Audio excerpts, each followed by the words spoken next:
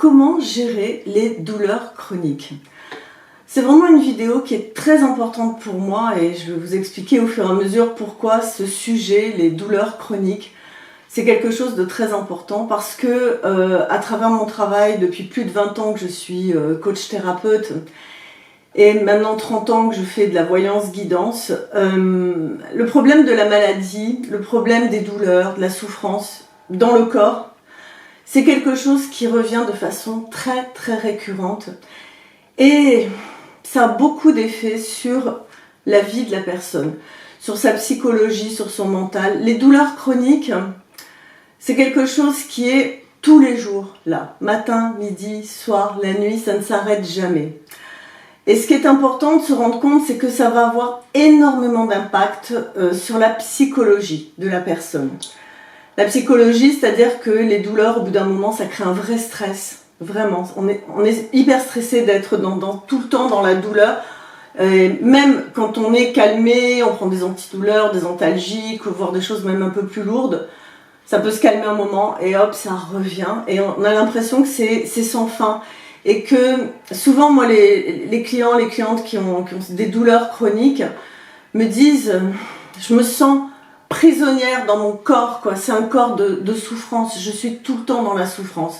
Ces douleurs, elles amènent énormément de déprime, d'anxiété, de fatigue, d'épuisement même, parce que toute la journée, on est à lutter comme ça contre cette souffrance, contre cette douleur, et ça peut même amener de la dépression.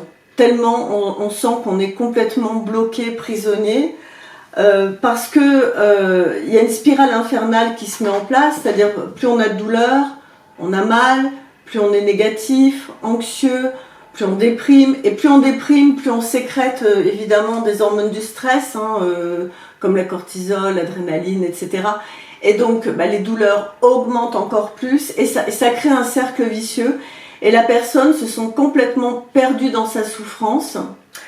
Il y a autre chose aussi qui est très très dur, c'est que une personne qui souffre dans son corps de façon chronique se sent très seule, très très seule, se sent vraiment livrée à elle-même. Et c'est vrai qu'il y a aussi ce que j'appelle l'effet délétère sur l'entourage proche. Il y a plusieurs cas qui peuvent se présenter. Il y a la personne qui a des douleurs chroniques, et puis l'entourage proche va un peu essayer de minimiser les douleurs, dire allez, fais des efforts, bon c'est pas si grave que ça, t'as mal au dos, t'as mal aux jambes. On va pas se rendre compte de l'impact de la souffrance sur la personne. Et là, c'est double peine parce que la personne qui souffre, elle n'ose pas trop le dire. Donc, ou alors quand elle se plaint, on lui dit « oh ça va, toujours à te plaindre, toujours des maux de dos ».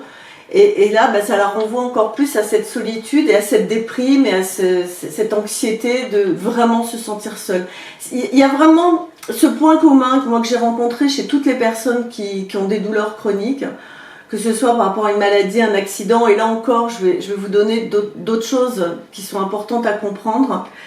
C'est vraiment ce sentiment de se sentir enfermé dans son corps, de se sentir très seul, et que l'entourage, même s'il fait son possible, alors il y a un entourage qui peut être très, très gentil, peut-être trop même parfois, et moi j'ai des clientes qui me disent oui, mes enfants, mon conjoint, ils sont super gentils, ils sont à mes petits soins, mais j'étouffe quoi à un moment donné. Et puis il y a d'autres personnes qui me disent j'ose pas trop me plaindre, je serre les dents, je dis rien parce qu'à chaque fois ils soufflent, ça les énerve, etc.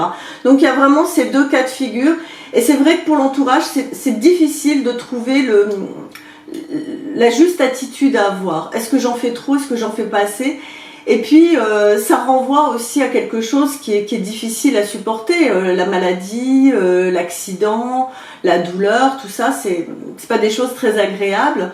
Et même si l'entourage est bienveillant, à un moment donné, on dit on a envie d'aller au cinéma, par exemple la personne a des migraines chroniques, non je peux pas, j'ai ma tête, ou alors elle peut plus marcher parce qu'elle a des sciatiques à répétition, ou je ne sais quoi, bref, vous voyez, il y a toutes sortes de douleurs évidemment dans le corps. Le corps est très ingénieux pour amener toutes ces douleurs, et la personne du coup va un petit peu se renfermer sur elle-même, dire non je peux pas sortir, non faire telle activité je peux plus, J'adore la randonnée, mais j'ai très très mal à la cheville, au talon, au pied, je ne peux plus faire de randonnée. Et donc, tout ça, ça crée une ambiance familiale, même professionnelle. On ne peut pas aller travailler régulièrement, la personne est malade. Certaines personnes vont se retrouver même en invalidité, ils ne peuvent plus du tout travailler. Donc là, pareil, on se retrouve un petit peu éjecté de la société. Je ne peux pas travailler, je ne peux pas sortir, je suis en invalidité, donc évidemment la déprime, etc. Donc vous voyez déjà, hein, c'est pas facile. Et puis, il y a deux cas de figure aussi qui peuvent être différents. Le premier cas de figure, c'est quand les douleurs sont reconnues officiellement. Je prends un exemple, vous avez eu un grave accident, vous avez des broches, vos jambes toutes cassées, etc. Là, concrètement, le corps médical va vous dire « Ah oui, oui, vous êtes malade, vous avez des souffrances, on vous a mis des broches dans les jambes. » Voilà, bref, quelle que soit la maladie, où vous êtes opéré du ventre, on vous a opéré le dos, ou vous avez une reconnaissance comme quoi votre maladie est invalidante, par exemple une polyarthrite qui est reconnue, etc. Là, la personne ressent qu'elle est reconnue en tant que personne malade, ou qui a eu un accident, ou qui a un handicap. Et il y a une reconnaissance du corps médical, et c'est vrai que la famille, l'entourage, j'ai envie de dire, a peut-être plus de bienveillance sur ces personnes-là, puisque c'est reconnu. Madame a telle maladie, ou a eu tel accident, ou monsieur, etc. Puis il y a un autre cas de figure, et qui concerne beaucoup de personnes, c'est quand la maladie, par exemple, n'est pas reconnue. Alors moi, j'ai connu plein de personnes qui étaient dans ce cas-là. On va penser à la maladie de Lyme. Pendant des années, il faut savoir que la fibromyalgie, par exemple, était une maladie qui n'était pas reconnue par la médecine. Je crois que c'est en train de bien changer actuellement. Et on disait aux personnes, c'est dans votre tête, il n'y a rien, on ne voit pas, on ne sait pas. Donc on renvoyait les personnes en leur disant presque qu'elles étaient folles et puis qu'il fallait qu'elles arrêtent un peu de faire du cinéma.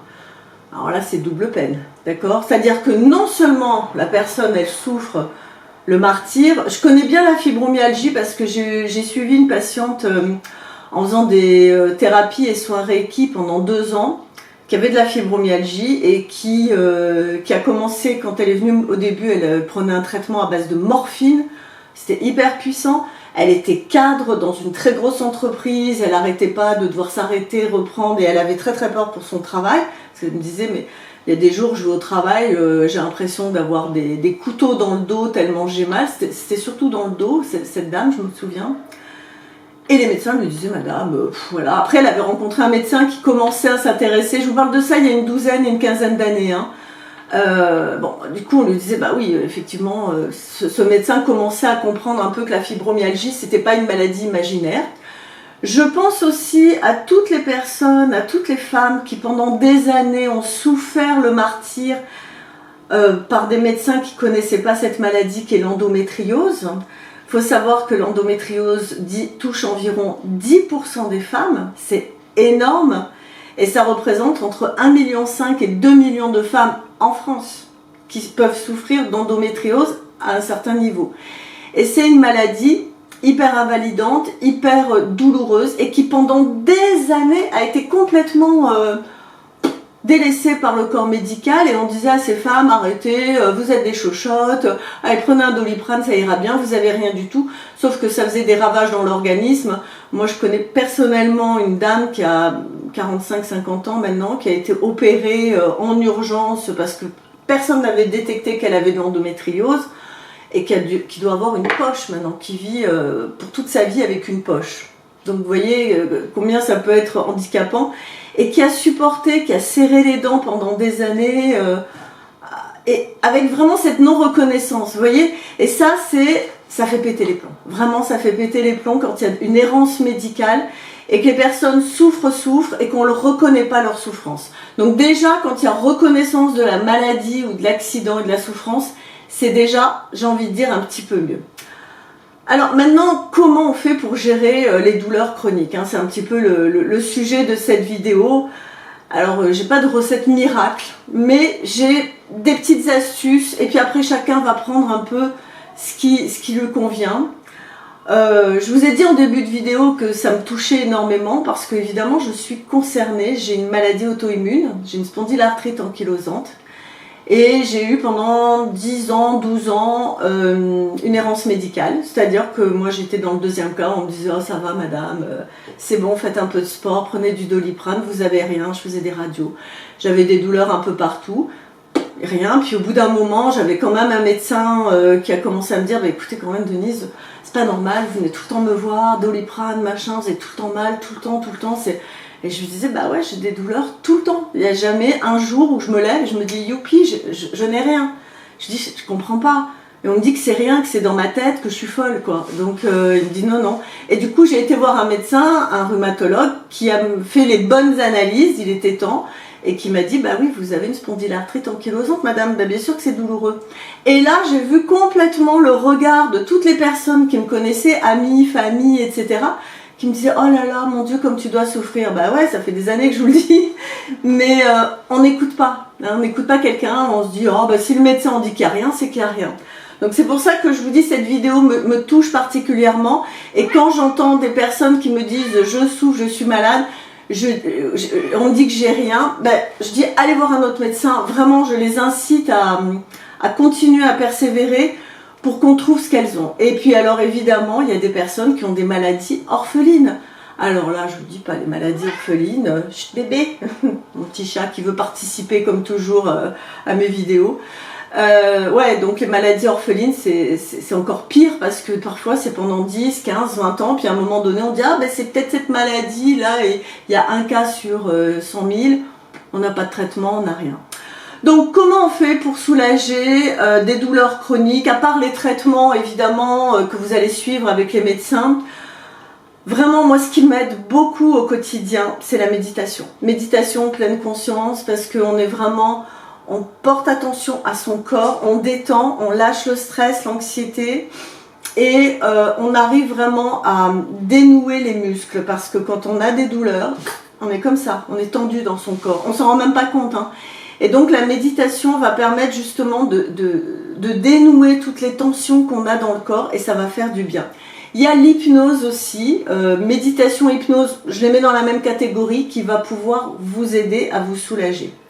Alors, il y a autre chose aussi qui peut beaucoup aider, c'est quand une personne est vraiment dans la souffrance psychologique, vraiment qu'elle est en déprime, qu'elle va pas bien, c'est de se faire accompagner, notamment avec des TCC, thérapie cognitive comportementale, plus hypnose, plus méditation.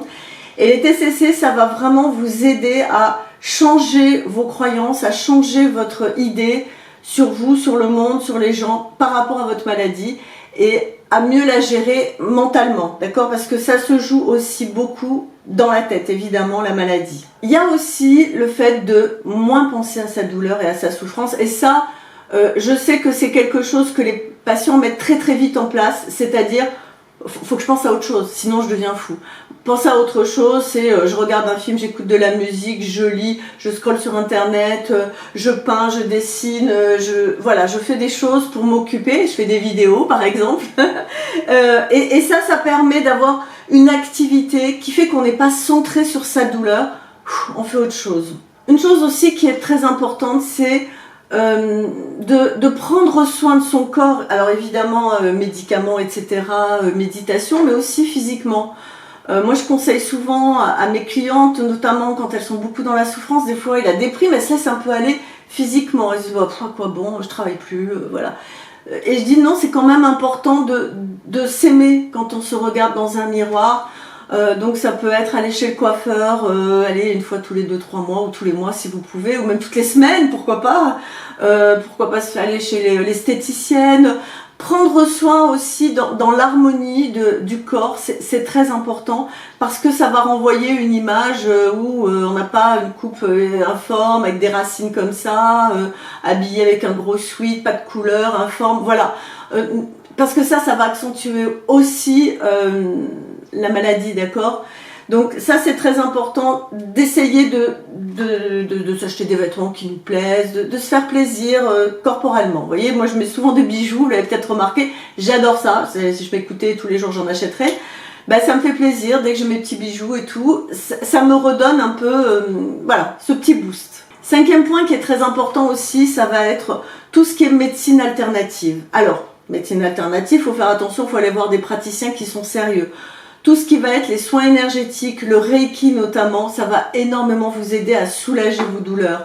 L'acupuncture également, les huiles essentielles, faire des massages aussi, hein, tout ce qui va toucher votre corps en douceur, etc. Ça va beaucoup vous aider à soulager les douleurs. Bon, on essaye de manger sainement parce que si on est à la maison, qu'on travaille pas, on a validité, qu'est-ce qu'on fait? On grignote et puis après, voilà, on prend du poids. Donc, c'est pas non plus recommandé quand on a des problèmes de santé en règle générale. Donc, j'avais dit la lecture, évidemment. Une autre chose également pour finir qui peut vous aider, c'est tout ce qui va être, alors en fonction évidemment de votre maladie, hein, bien sûr, mais tout ce qui va être les soins dans l'eau. Par exemple la kiné-balnéo, si c'est un peu des choses d'ordre un peu rhumatoïde, etc. La kiné-balnéo, les cures thermales, c'est vraiment très très bien. Tout ce qui va être aquagym, si vous pouvez marcher, aller dehors, faire une petite balade, si vous pouvez pas trop, vous avez une petite terrasse ou un jardin, vous mettre à l'extérieur, respirer, regarder des fleurs, des plantes. Il faut se nourrir de plein de choses à l'extérieur qui sont positives pour compenser un petit peu cette souffrance qu'on a de façon chronique dans le corps. Et quand on arrive à prendre tout plein d'éléments comme ça positifs de l'extérieur, du coup, on arrive à mieux gérer ces douleurs, à mieux les accepter, à mieux les intégrer. Je vous ferai prochainement une vidéo qui parlera aussi des douleurs, des problèmes de santé, mais le sens symbolique que l'on peut donner éventuellement. Alors je mets des gros guillemets parce qu'il ne faut pas non plus après tomber dans du dogmatisme par rapport à vos problèmes de santé. On dit par exemple j'ai mal au dos, c'est qu'on en a plein le dos, on a mal au ventre, on n'a pas digéré, voilà. Je vous ferai quelque chose d'un petit peu plus approfondi. Dites-moi dans les commentaires si c'est quelque chose qui vous intéresse. Pour conclure, ce que je peux vous dire sur les douleurs chroniques, le positif, si on peut en trouver un, et il y en a, c'est que votre maladie ou vos problèmes de santé, quels qu'ils soient, vont vous obliger à vous mettre, vous, en priorité dans votre vie. Vous ne pouvez plus être au service des autres, vous ne pouvez plus être à penser tout le temps aux autres, à vous dévouer aux autres et à ne plus exister. Vous êtes vraiment obligé de vous ramener à vous-même, de prendre soin de vous, de réfléchir au sens de la vie, à qui vous êtes, pourquoi vous êtes là. Et parfois la maladie, même si c'est de façon tragique, elle amène des grosses remises en question pour pouvoir avancer sur son chemin. Et j'ai vu des belles transformations grâce à la maladie, des gens qui ont vraiment évolué, qui ont vraiment été vers un chemin beaucoup plus spirituel et qui étaient moins dans métro, boulot, dodo, etc. et qui s'oubliaient, qui ont plus ouvert la conscience. La maladie, la souffrance, la douleur physique, ça peut être un chemin qui va vous ramener à votre être essentiel. Voilà, dites-moi un petit peu ce que vous en pensez, vous, au niveau des maladies, de la maladie chronique ou des douleurs chroniques. Comment, si vous en avez, je ne vous le souhaite pas bien sûr, mais comment vous arrivez à gérer ça?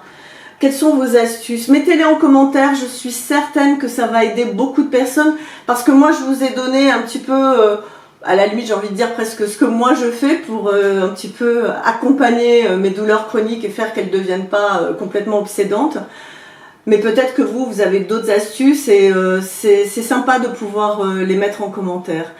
Voilà, vous savez, alors juste j'ai une chose très importante à vous dire. Vous savez que vous allez pouvoir me retrouver tous les dimanches soirs à 21 h sur Instagram. Vous avez le lien de ma page Instagram sous la vidéo.